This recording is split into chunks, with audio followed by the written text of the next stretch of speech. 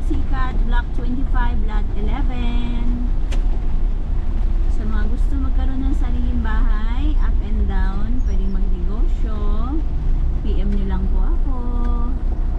Dito na po tayo sa gate.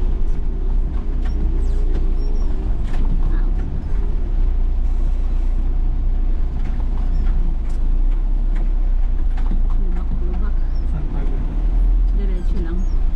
Dito tayo sa loob, mga bangga. Diretso lang po.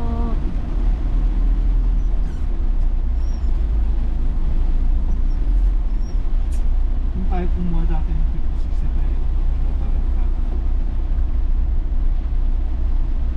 Number 56, di pa rin nakaano siya. Pag lumilipat.